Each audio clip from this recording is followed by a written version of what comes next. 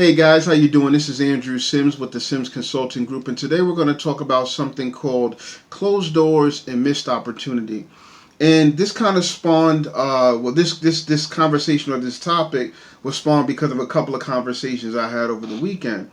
And I think there's a proper way to look at closed doors or missed opportunities, and there's an appropriate way for a business owner or just a person in general to go through the steps of making sure that you look at the situation the correct way and you put yourself in a position to either learn from it, grow from it, and be better for the next opportunity, right?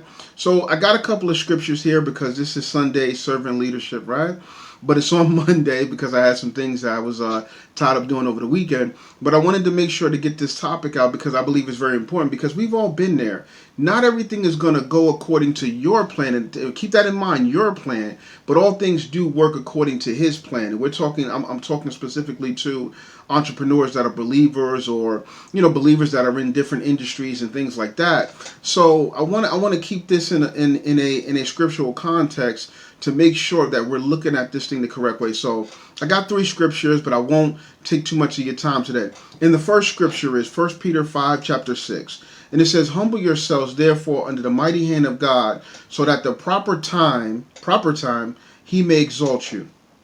So what's the first thing you should do when you get a closed door or missed opportunity? The first thing is you should humble yourself. And what I mean by that is don't assume that you were the best fit for the opportunity. Don't assume that that was the opportunity that God had for you, right? And also the second thing you got to do is you got to make sure that you do a proper self-assessment, or if you're a company, do an organizational assessment.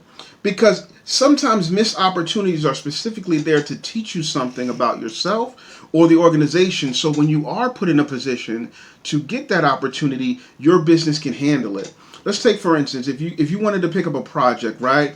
And a project requires a certain amount of contractors. You need some Java contractors or some Java programmers. You need some SQL programmers. You need database design analysts. You need some business analysts, right? You need all these different pieces to make sure that you build this business system for this company, right? But you've never handled a project at that level.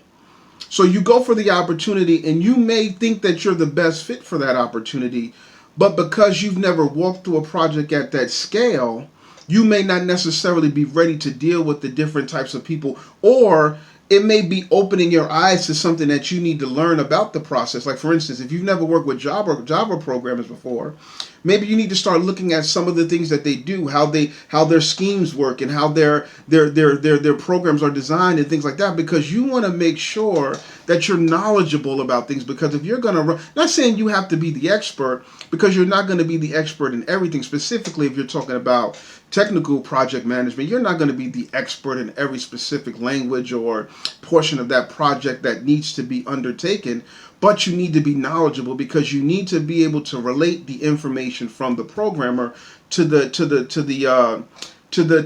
business owner, or to the people that are running the project, or to the people that are in control of the project, right?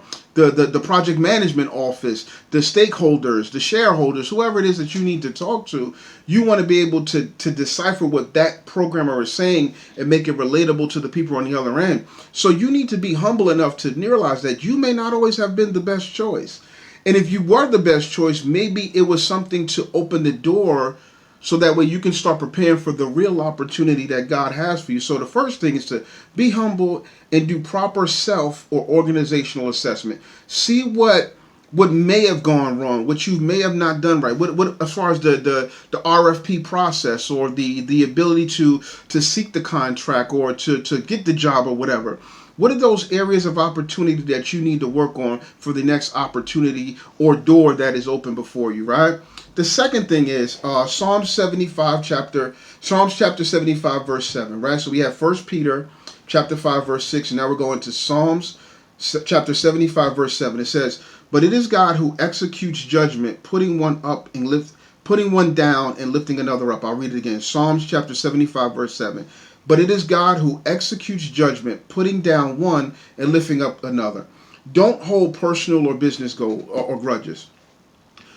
Never hold personal or business grudges, because you don't know when you'll ever have to cross that bridge again. And you never know the total story. You never know everything that happened on either side, right? All you know is what you see. All you know is the information that you have. So don't start trying to fill in the blanks, because again, we're in a place where if something doesn't go right, sometimes, and that's why I said proper self-assessment, because you don't want to start tearing yourself down. You just want to find out if there's anything you can do better. And if there's not, which there always is something you can do better, you want to make sure that you have the right attitude going forward. And you can't hold personal or business grudges, because number one, specifically, let's talk about business. The person that's making the decision, some decisions are made out of favoritism and all that. We're not talking about that. We want to have a pure heart about this thing, and we want to understand that certain decisions are made for the best possible scenario or outcome for the organization in question. Whether you understand or you think that the scenario is going to be the best possible outcome, because of course, what could be better than us, right? But at the end of the day, give them the benefit of the doubt to just believe that they made the best decision for the organization. Just because you didn't get the contract, right? Some cases there are structural racism. There are things that out there that are holding us back from getting certain contracts, but that's not every time. Sometimes they just made the best decision that they had with the information they had, right? And I would rather look at the situation from a positive light, because it's going to help me when I go into the next situation. Because if I think everything is an issue with me specifically, then why apply for the next contract? If I think everything's wrong, right? I got to have this positive outlook, because I want to continue to push forward, right? Which is going to lead us into the third and last scripture. And it's Colossians chapter 3, verse 23. Colossians chapter 3, verses 23, right? And these are all out of the English Standard Version. So I'm going to say that one more time. Colossians chapter 3, verse 23. Whatever you do, work heartily as for the Lord and not for men. So the last part is you got to trust God. You got to trust that the door that's for you is for you. The opportunity, the contract, the promotion, the job, the spouse, the church, whatever it is, right? You got to trust that the opportunity that God has for you is for you.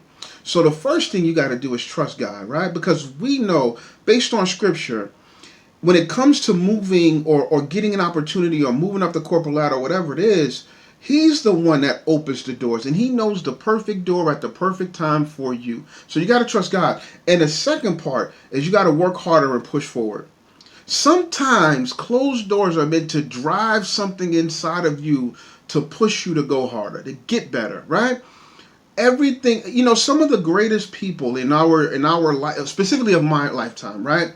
Not that we want to highlight certain industries or whatever, but some of the people that have climbed to the highest echelon of their industry did not have an easy climb, which gave them the stamina, sustainability. It took, at each level, they were able to build the skills that they needed, learn the tricks of the tricks of the trade, the tips, the processes, the people management skills, the emotional intelligence, and all those things that they needed to develop in order to maintain such a high level. So sometimes when you got a really big dream, when you've got a really, really, really big dream, it's going to take a long time for your foundation to be built.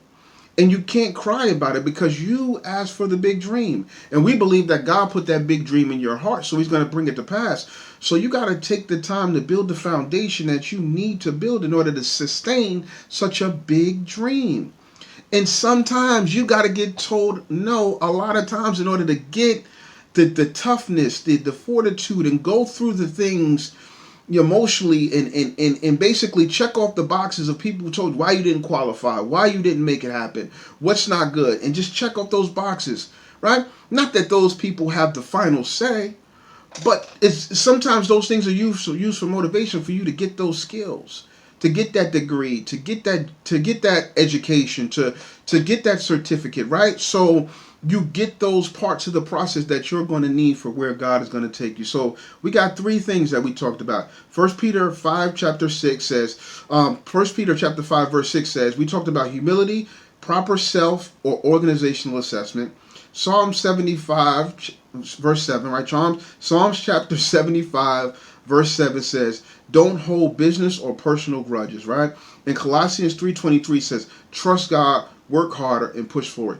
Closed doors and missed opportunity are not the end. It's just part of the process, man. Like we talk about every time on this channel, it's just a part of the process. Trust God, keep pushing, keep going forward. Your best business, your best days, your best tomorrows, your best everything, your best vacations, your best deals, your best days at work are in front of you and they're not behind you, man. So once again, this is Andrew Sims with the Sims Consulting Group. Y'all be blessed, man. Peace.